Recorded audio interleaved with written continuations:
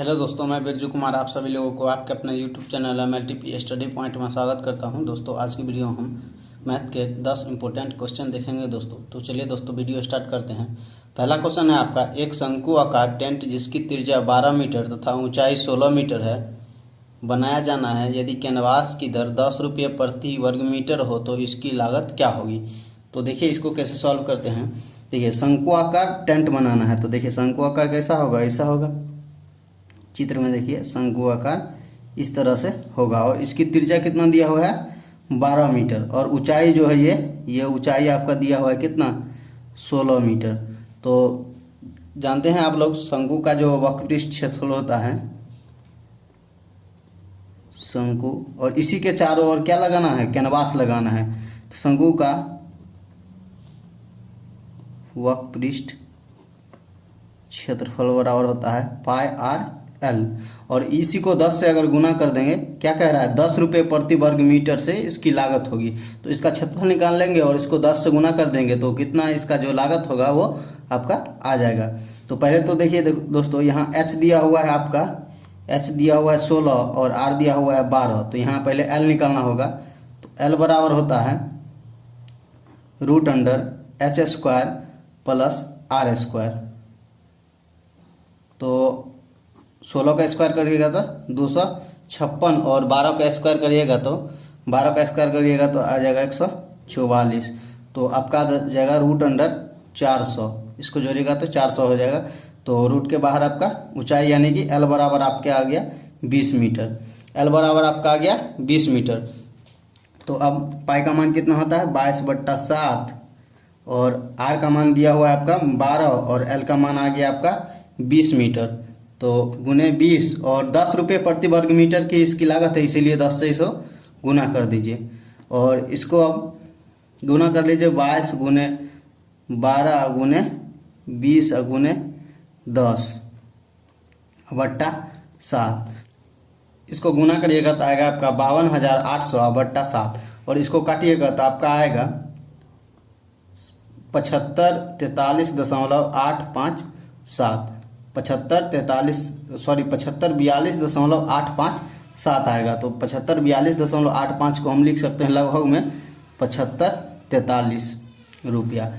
अगला क्वेश्चन देखिए, x² plus kx plus 12 का गुणक x प्लस 3 हो तो k का मान क्या होगा। तो देखिए दोस्तों क्या है, समीकरण क्या है, x² प्लस kx प्लस 12 = 0।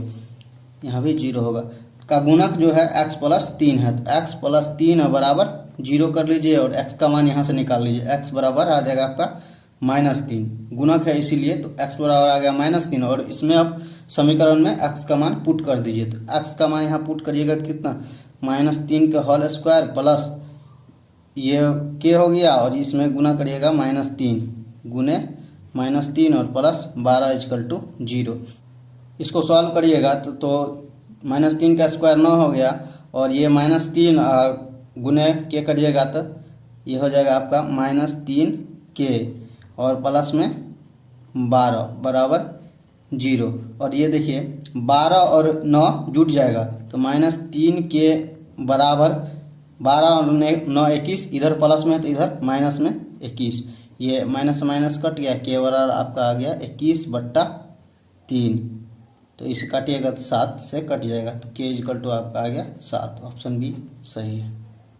अगला क्वेश्चन देखिए, ए और बी ने संयुक्त कंपनी शुरू की। ए का निवेश बी के निवेश का तिगुना था और ए के निवेश की अवधि बी के निवेश की अवधि की दोगुनी थी। अगर बी को लाभ के तौर पर 4,000 रुपये मिले तो उनके कुल लाभ होगा। तो देखिए दोस्तों क्या कह रहा है, ए का निवेश बी के निवेश का तिगुना था। तो मान लीजिए माना बी का निवेश = x, तो ए का कितना हो जाएगा, ए का आपका हो जाएगा 3x, ये निवेश किया है। और अब आगे क्या कह रहा है, अवधि ए के निवेश की अवधि बी के निवेश की अवधि की दोगुनी थी। फिर मान लीजिए माना बी की निवेश अवधि जो थी वो y थी, तो ए का क्या हो जाएगा, ए का निवेश अवधि क्या हो जाएगा आपका 2y। अब क्या कह रहा है, अगर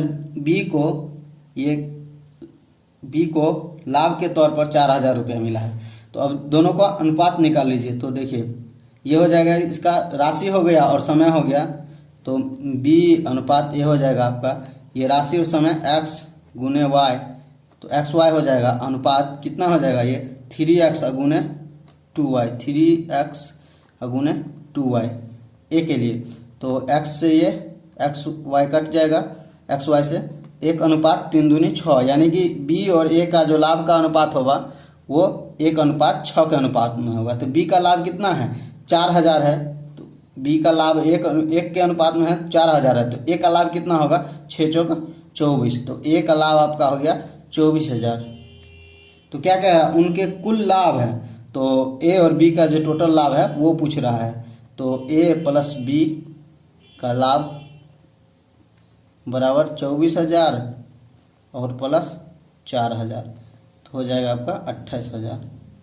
ऑप्शन सी आपका सही हो जाएगा।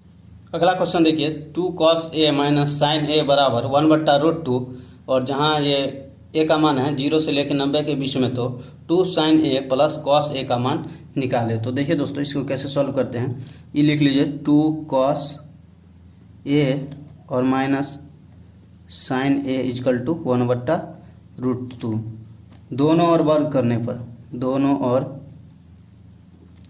वर्ग करने पर, तो इसको वर्ग करिएगा, 2 cos a और माइनस साइन a का होल स्क्वायर बराबर 1/√2 का होल स्क्वायर। तो इसका हो जाएगा 4 cos स्क्वायर a और फिर plus sine square a minus 2 दूनी 4 cos a into sine a, और ये इसका स्क्वायर करिएगा तो 1/2 हो जाएगा। तो अब देखिए 4 और cos स्क्वायर बराबर क्या होता है, 1 माइनस साइन स्क्वायर थीटा, और प्लस साइन स्क्वायर थीटा बराबर क्या होता है, 1 minus cos square theta minus 4 cos, sorry A होगा यहाँ, थीटा की जगह पर ए होगा, cos a into sine a equal to 1/2। तो देखिए इसमें 4 से गुना करिए, 4 minus 4 sine square a plus 1 minus cos square a minus 4 cos a into sine a बराबर 1/2।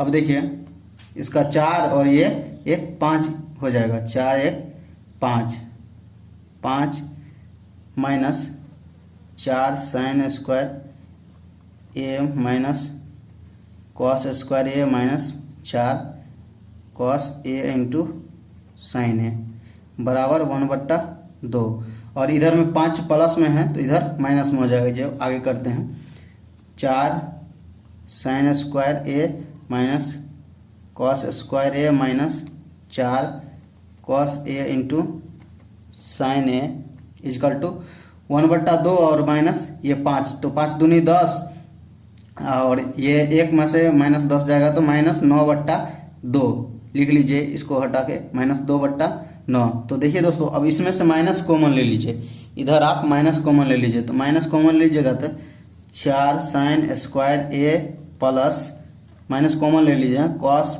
स्क्वायर a और plus 4 cos a into sine a, पूरे में से माइनस कॉमन ले, माइनस 9/2, ये माइनस से माइनस कट जाएगा। अब देखिए 4 sine square a plus cos square a plus 4 cos a into sine a, ये a प्लस b का होल स्क्वायर के रूप में आ गया है। इसको हम लिख सकते हैं 2 साइन a और प्लस कॉस a का होल स्क्वायर लिख सकते हैं, क्योंकि 4 sine square a plus cos square a और plus 2 cos a into sine a आ जाएगा बराबर 9/2। अब देखिए स्क्वायर इधर है तो इधर जाएगा तो रूट में जाएगा, तो 2 sine a plus cos a बराबर रूट अंडर 9/2।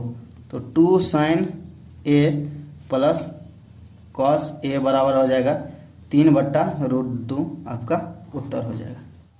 अगला क्वेश्चन देखिए, चक्रवृद्धि ब्याज में जमा की गई रकम 3 वर्षों के बाद 6690 रुपया बनती है और 6 वर्षों के बाद 10,035 रुपया बनती है, तो रकम है। तो देखिए इसको कैसे सॉल्व करते हैं। 3 वर्ष में कितना हो जाता है, तो चक्रवृद्धि ब्याज बराबर होता है CI बराबर होता है P × 1 + R/100 और -1। लेकिन यहाँ तो क्या दिया हुआ, 3 वर्षों के बाद ध्यान मिश्रधन दिया हुआ है, तो मिश्रधन बराबर होता है, मिश्रधन बराबर आपका होता है मूलधन × 1 + R/t। तो अब देखिए मिश्रधन दिया हुआ है कितना आपका 6690 बराबर मूलधन P मान लीजिए P × 1 और प्लस R/100 कितना 3 वर्ष में 6690 हो जाता है। और फिर पुनः क्वेश्चन से तो क्या कह रहा है, 6 वर्ष के बाद कितना 10,035 हो जाता है, तो 10,035 लिख लीजिए और बराबर में P × 1 + R/100 और 6 वर्ष में है तो टाइम हो जाएगा आपका 6 वर्ष। अब इसको मान लीजिए फर्स्ट और इसको मान लीजिए सेकंड, समीकरण सेकंड भागा फर्स्ट। तो समीकरण सेकंड 10,035 बराबर P × 1 + R/100 6 और बट्टा में कितना हो जाएगा, भाग दीजिएगा तो 6690 और इसके बट्टा में हो जाएगा P × 1 + R/100 3। तो ये P से P कट जाएगा, इसको काटिएगा तो आपके 3:2 में कट जाएगा। और ये 3 है तो ये यहाँ पर कितना बचेगा, 3 बचेगा, 3/2 बराबर हो जाएगा 1 + R/100 3। और देखिए दोस्तों समीकरण फर्स्ट में क्या है, 1 + R/100 3 = 6690 और ये P इधर गुना में है तो इधर ये बट्टा में हो जाएगा। तो यहाँ से 1 + R/100 क्यू बराबर क्या होगा 6690 बट्टा आपका कितना हो जाएगा ये P क्योंकि यहाँ गुना में है तो यहाँ भाग में हो जाएगा, तो वही मान रख दीजिए यहाँ पर। तो 3/2 बराबर 6690 और बट्टा P, तो इसको काटिएगा तो आपका कट जाएगा 2230, यानी P = हो जाएगा आपका 2230 और गुने 2 यानी 4460। ऑप्शन आपका सी सही हो जाएगा।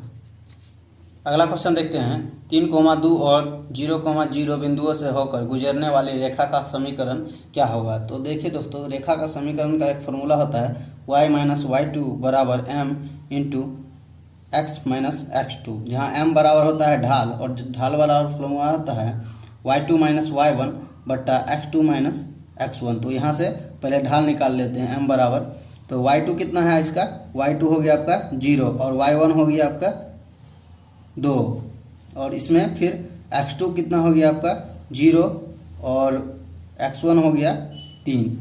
तो m बराबर आपका आ गया ये -2 बट्टा -3, माइनस माइनस कट गया, m बराबर आपका आ गया 2/3। अब देखिए y लिख दिए हैं और -y2, तो y2 कितना है आपका 0 बराबर m का मान कितना है 2/3 इंटू x और -x2, तो x2 भी आपका 0 है। तो अब इसको सॉल्व करिए, तो 0 का कोई मतलब नहीं होता है, तो 3y बराबर 2x, ये क्रॉस गुना कर दिए हैं तो आपका हो जाएगा 2x बराबर 3y, 2x और इसको इधर ले आइए तो -3y और इधर कुछ नहीं तो 0, तो आपका ऑप्शन डी सही हो जाएगा। अगला क्वेश्चन देखिए क्या कह रहा है, 7 + 3 गुने मझली कोष्ठ 15 भागा छोटी कोष्ठ 12 - 9 छोटी कोष्ठ गुने 5। तो देखिए ये सरलीकरण का है, इसे कैसे सॉल्व करते हैं, तो लिख लीजिए 7 + 3 गुने छोटी कोष्ठ 15 भागा 12 - 9 गुने 5। तो देखिए दोस्तों सबसे पहले जो है कोष्ठ के अंदर जो होता है उसका सिंप्लीफिकेशन करते हैं, तो 7 + 3 गुने 15 और भागा 12 माइनस देखिए 9 गया तो 3, और ये हो जाएगा आपका इधर गुना में हो जाएगा। तो देखिए गुना और भाग, पहले भाग का बदमाश नियम में पढ़े हैं, भाग का क्रिया होगा तो इसमें भाग दीजिए 3 पचे 7 प्लस 3 और गुने 3 पचे 15 और गुने ये 5 से कट जाएगा तो 5 और गुने 5 बट्टा, अब 3 और गुने 5 25, कोष्टक हटेगा तो गुना हो जाएगा। 7 प्लस 25 दिया 75 और 7 कितना हो जाएगा आपका 25 दिया 75 और 7 कितना 82, ऑप्शन बी सही हो जाएगा। अगला क्वेश्चन देखिए, किसी अधिकारी के वेतन का 10% भाग मकान के किराए के रूप में कट जाता है, शेष का 15% बच्चों की शिक्षा पर व्यय करता है, इसके बाद जो राशि बचती है उसका 10% कपड़ों पर खर्च करता है, इस सभी खर्च के बाद उसके पास 4131 रुपया बचते हैं, उसका कुल वेतन क्या होगा। तो देखिए दोस्तों इसको कैसे सॉल्व करते हैं। कुल वेतन मान लीजिए एक्स, कुल वेतन एक्स, तो क्या कह रहा है 10% भाग मकान के किराए पर कट जाता है, तो उसके पास बचा कितना एक्स का 90%, और फिर क्या कह रहा है शेष का जो 90% बच गया है, शेष का जो 15% भाग वो शिक्षा पे व्यय करता है, तो उसके पास फिर शेष का कितना 85%, क्योंकि 100% होता है तो 85%, 85/100। अब क्या कह रहा है इसके बाद जो राशि बचती है उसका 10%, इसके बाद जो राशि बची है उसका 10% कपड़ों पर खर्च करता है, यानी कि जो इतना बचा है उसका 90% भाग जो है उसका बच जाता है, यानी 10% जो कपड़ा पर खर्च कर दिया है तो 90% तो बच ही जाएगा, बराबर इसका कितना टोटल बच गया है 4131 रुपया। अब देखिए ये 0 से 0 कट जाएगा और ये 0 से 0 ये कट जाएगा, तो x बराबर आपका क्या आ गया 4131 और गुने 100 और गुने फिर 100 और बट्टा में कितना हो गया 9 गुने 9 और गुने 85। इसको काटिए 17 × 85 और 20 पंचे 100 कट गया, और इसे 17 से काटिएगा 4131 को तो 243 से कट जाएगा, और 9 से 9 ये 9 गुना करिएगा तो 81, 81 तिया 243 3 से कट जाएगा, तो x बराबर का बच कितना गया ऊपर में 3 गुने 100 और गुने 20, तो x बराबर आपका आ गया 6000। क्या माने थे x, कुल वेतन माने थे x, तो आपका x बराबर आ गया 6000, ऑप्शन डी आपका। अगला क्वेश्चन देखिए, 5 के 50 गुणजों का औसत क्या होगा। तो देखिए दोस्तों इसको कैसे सॉल्व करते हैं। 5 का जो पहला गुणज होगा वो क्या होगा 5 गुने 1 यानी कि 5, और 5 का दूसरा गुणज होगा 5 गुने 2 यानी 10। इसी तरह से पहला होगा 5, दूसरा होगा 10, तीसरा होगा आपका 5 दिया 15 और चौथा होगा 5 चौक 20, इसी तरह से डॉट डॉट डॉट। इसी तरह 50वां गुणज क्या होगा 5 गुने 50 यानी 250।